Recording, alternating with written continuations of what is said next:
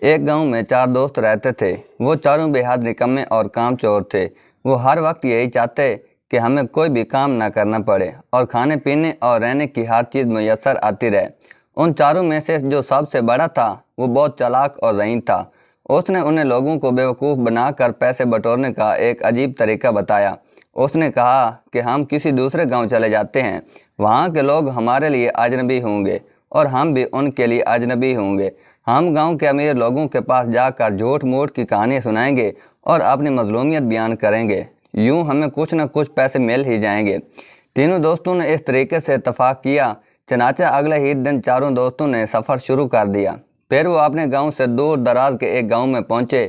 وہاں کے امیر لوگوں کے پاس جا کر عجیب و غریب جھوٹی کہانیاں کرتے اور بعض دفعہ اپنی مظلومیت بیان کرتے تو لوگ ان کو کچھ نہ کچھ دے ہی دیتے۔ جب یہ چاروں گاؤں کے امیر لوگوں کو اچھی طرح لوٹ لیتے اور جب گاؤں کے لوگ ان کی چالاکی اور مکاری کو سمجھنے لگتے تو یہ اس گاؤں سے بھاگ کر کسی دوسرے گاؤں میں پہنچ جاتے اور پھر وہاں کے لوگوں کو بھی بیوقوف بنانے لگتے۔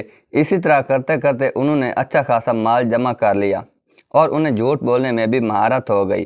ایک دفعہ یہ چاروں یوں ہی سفر کرتے کرتے ایک دور دراز کے گاؤں میں پہنچے۔ وہاں ایک ہوٹل میں انہوں نے دیکھا کہ ایک کونے میں امیر کبیر تاجر بیٹھا ہوا ہے۔ اس کے آس پاس اس کا قیمتی سامان بھی پڑا ہوا ہے اور اس تاجر نے قیمتی لباس بھی پہنا ہوا ہے۔ تاجر کو دیکھ کر ان چاروں کے منہ میں پانی بھر آیا اور سب سوچنے لگے کہ کسی طرح اس تاجر کا سارا سامان ہمیں مل جائے۔ ان چاروں میں سے سب سے بڑے کے ذہن میں ایک ترکیب آئی۔ پھر اس نے یہ ترکیب تینوں کو بتائی تو تینوں نے اس بات میں سر ہلا دیے۔ چنانچہ یہ چاروں دوست تاجر کے پاس پہنچے۔ سلام دعا کے بعد ان میں سے ایک دوست نے تاجر سے کہا، اگر آپ رضامند ہوں تو ہم آپ کے ساتھ ایک کھیل کھیلنا چاہتے ہیں۔ کھیل یہ ہے کہ ہم سب ایک دوسرے کو جھوٹی کہانیاں سنائیں گے اور شرط یہ ہوگی کہ ان جھوٹی کہانیوں کو سچ کہنا پڑے گا۔ اگر ان کہانیوں پر کسی نے جھوٹا ہونے کا الزام لگایا تو وہ ہار جائے گا اور اس ہارنے والے کا سارا سامان لے لیا جائے گا۔ تاجر نے کہا، واہ، یہ کھیل تو بہت ہی مزیدار ہوگا، میں اس کے لیے تیار ہوں۔ اگر میں ہار گیا تو یہ سارا مال تمہارا ہو جائے گا۔ چاروں دوست تاجر کی یہ بات سن کر بہت ہی خوش ہوئے اور سوچنے لگے کہ ہم ایسی جھوٹی کہانیاں اس کو سنائیں گے کہ یہ فوراً پکار اٹھے گا، یہ جھوٹ ہے، ایسا نہیں ہو سکتا، اور پھر ہم جیت جائیں گے اور اس تاجر کا سارا مال قبضے میں کر لیں گے۔ ضروری ہے کہ ہمارے اس کھیل میں گاؤں یا ہوٹل کا بڑا بھی موجود ہو تاکہ وہ ہار جیت کا فیصلہ کر سکے۔ تاجر نے کچھ سوچتے ہوئے کہا۔ چاروں دوستوں نے اس بات سے اتفاق کیا۔ چنانچہ گاؤں کے ایک چودھری کو بلایا گیا اور وہ ان پانچوں کے ساتھ بیٹھ گیا۔ پہلے دوست نے اپنی کہانی شروع کی۔ کہنے لگا، میں ابھی اپنی ماں کے پیٹ میں ہی تھا، یعنی میں پیدا بھی نہیں ہوا تھا کہ میری ماں اور باپ سفر پر روانہ ہوئے۔ راستے میں آم کا ایک درخت نظر آیا۔ میری ماں نے وہاں رک کر میرے باپ سے کہا، مجھے آم کھانے ہیں، آپ درخت پر چڑھ کر آم توڑ کر لائیں۔ میرے باپ نے کہا، یہ درخت کسی اور کا ہے اور آم بھی بہت اوپر لگے ہوئے ہیں، میں اس پر نہیں چڑھ پاؤں گا۔ لہٰذا میرے باپ نے انکار کر دیا۔ میں جو ابھی ایک چھوٹا سا بچہ ہی تھا، مجھے جوش آیا، میں چپکے سے ماں کے پیٹ سے نکلا اور درخت پر چڑھ کر آم توڑے اور لا کر ماں کے سامنے رکھ دیے اور پھر واپس پیٹ میں چلا گیا۔ میری ماں اپنے سامنے آم دیکھ کر بہت خوش ہوئی اور مزے لے کر کھانے لگی۔ پہلے دوست نے کہانی سنا کر تاجر کی طرف سوالیہ نظروں سے دیکھا۔ تاجر نے کہانی سنتے ہی کہا، ارے واہ، کیا ہی زبردست کہانی ہے، ماں کی کام آئے، یہ کہانی کیسے جھوٹی ہو سکتی ہے؟ نہیں، یہ تو بالکل سچی کہانی ہے۔ پہلے دوست نے جب یہ سنا تو منہ بنا کر ایک طرف بیٹھ گیا۔ اب دوسرے دوست کی باری آئی۔ وہ کہنے لگا، میری عمر ابھی صرف 6 سال تھی، مجھے شکار کھیلنے کا بے حد شوق تھا۔ ایک دفعہ میں جنگل میں گیا، وہاں اچانک مجھے دور ایک خرگوش نظر آیا۔ میں اس کے پیچھے دوڑا یہاں تک کہ میں اس کے قریب پہنچ گیا۔ جب میں اس کے قریب پہنچا تو معلوم ہوا کہ وہ خرگوش نہیں بلکہ شیر ہے۔ شیر نے مجھے دیکھ کر میری طرف بڑھنا شروع کیا۔ اب تو میں بہت گھبرا گیا۔ میں نے شیر سے کہا، دیکھو شیر بھائی، میں تو تمہارے پیچھے صرف اس لیے آیا تھا کہ مجھے لگا جیسے آپ خرگوش ہوں، خدا کے لیے مجھے جانے دو۔ لیکن شیر نے میری بات نہ مانی اور دھاڑنے لگا۔ پھر مجھے بھی بہت غصہ آ گیا اور میں نے ایک زوردار تھپڑ شیر کو مارا۔ شیر وہیں 2 ٹکڑے ہو کر مر گیا۔ واہ، کیا بہادری ہے، بندے کو ایسا ہی بہادر ہونا چاہیے، یہ کہانی بالکل جھوٹی نہیں ہو سکتی۔ تاجر نے دوسرے دوست کی کہانی سن کر اسے داد دیتے ہوئے کہا۔ اب وہ دونوں دوست جنہوں نے کہانی سنائی تھی، انہوں نے اپنے تیسرے دوست کو چپکے سے آنکھ ماری کہ تو کوئی ایسی غضب کی جھوٹی کہانی سنا جسے تاجر فوراً جھوٹ مان لے۔ چنانچہ تیسرے دوست نے اپنی کہانی شروع کی۔ مجھے مچھلیاں پکڑنے کا بہت شوق تھا، उस वक्त मेरी उम्र सिर्फ 1 साल थी। एक दिन मैं दरिया के किनारे गया और वहाँ पानी में जाल डालकर मैं बैठ गया। कई घंटों जाल लगाने के बावजूद एक मछली भी जाल में न आई। मैंने पास खड़े मछेरों से पूछा कि आज दरिया में मछलियाँ नहीं हैं क्या? इन मछेरों ने मुझे बताया कि 3-4 दिनों से एक भी मछली नज़र नहीं आई। मैं ये सुनकर हैरान हो गया और मैंने दरिया में गोता लगा दिया। दरिया की तह में पहुंचकर मैंने देखा एक बहुत बड़ी मछली बैठी हुई है और इस आसपास की तमाम छोटी बड़ी मछलियों को बड़े ही मज़े से खाया जा रही है।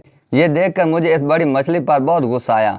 मैंने इस बड़ी मछली को एक ज़बरदस्त मुक्का रसीद कर दिया और उसे वहीं ढेर कर दिया। फिर मैंने वहीं दरिया की तह में बैठकर आग जलाई और वहीं ये मछलियाँ पकाईं और फिर उन्हें खाकर दरिया से बाहर आ गया और अपना सामान लेकर घर की तरफ चल पड़ा। तीसरे ने कहानी सुनाकर उम्मीद भरी नज़रों से ताजर की तरफ देखा। ताजर ने कहा, बहुत अच्छी कहानी है, दरिया की सब छोटी मछलियों को आज़ादी दिलाई, कितना नेकी का काम है, बिल्कुल सच्ची कहानी है। अब बारी चौथे दोस्त की थी। उसने कहना शुरू किया, मेरी उम्र सिर्फ 2 साल थी। एक दिन मैं जंगल में गया, वहाँ खजूरों के बड़े बड़े दरख्त थे और उन पर बहुत ज़्यादा खजूरें लगी हुई थीं। मेरा बहुत दिल चाह कि खजूरें खाऊं। चनाचे मैं दरख्त पर चढ़ा और मैंने वहाँ पेट भर कर खजूरें खाईं। जब मैंने दरख्त से नीचे उतरने का इरादा किया तो मुझे लगा मैं नीचे उतरते उतरते गिर जाऊंगा। मैं दरख्त के ऊपर ही बैठा रहा यहाँ तक कि शाम हो गई। अचानक मेरे जहन में एक तरकीब आई कि क्यों ना मैं गाँव से सीढ़ी लाकर इसके ज़रिए से नीचे उतरूँ।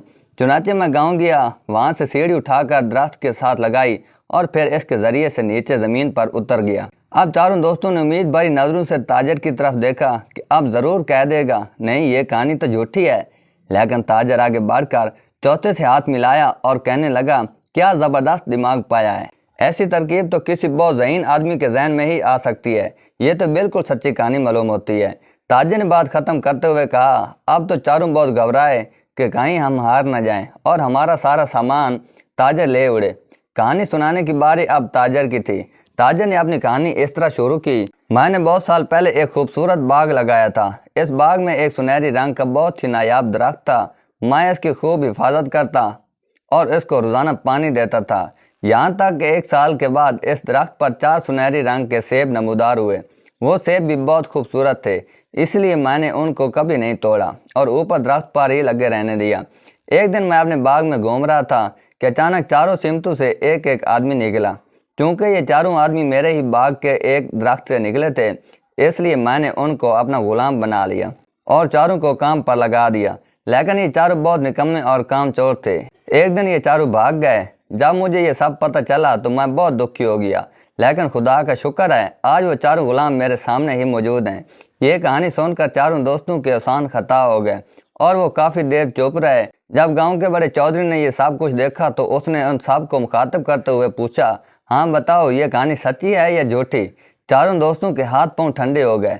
ताजर की इस कहानी को झूठ कहें तो उनका सारा माल ताजर का हो जाता और अगर सच कहें तो ताजर के गुलाम करार पाते। चुनाचे चारों दोस्त खामोश हो गए और ना हाँ में जवाब दिया और ना ही ना में। गांव के चौधरी ने उनको चुप देखकर ताजर के हक में फैसला कर दिया कि ये चारों तुम्हारे गुलाम हैं। ये सुनकर वो चारों ताजर के कदमों में गिर पड़े और माफिया मांगने लगे। ताजर ने चौधरी से कहा, ये चारों भागते हुए मेरा सारा सामान भी अपने साथ ले भागे थे। चलो मैं उनको आज़ाद करता हूँ, लेकिन उनके पास जो भी माल है वो मेरा है। चुनाचे गांव के चौधरी ने उन चारों दोस्तों के पास जितना भी माल था वो सारा ताजर को दे दिया। वो ताजर सारा सामान और माल और दौलत लेकर चला गया। ये चारों बहुत ही मायूस हुए। उन्हें अपने झूठ की नहायत ही बुरी सजा मिली थी। चारों दोस्तों ने यह फैसला कर लिया कि आइंदा कभी भी झूठ का सहारा नहीं लेंगे और मेहनत करके रोज़ी कमाएंगे। फिर वो चारों वापस अपने गांव चले गए और झूठ से सच्ची तौबा कर ली। दोस्तों ये थी हमारी आज की वीडियो। उम्मीद करता हूँ मेरी आज की वीडियो आपको बहुत पसंद आई होगी। मज़ीद मिलते हैं किसी और अगली अच्छी वीडियो में, तब तक अपना बहुत सा ख्याल रखिएगा। अल्लाह निगहबान।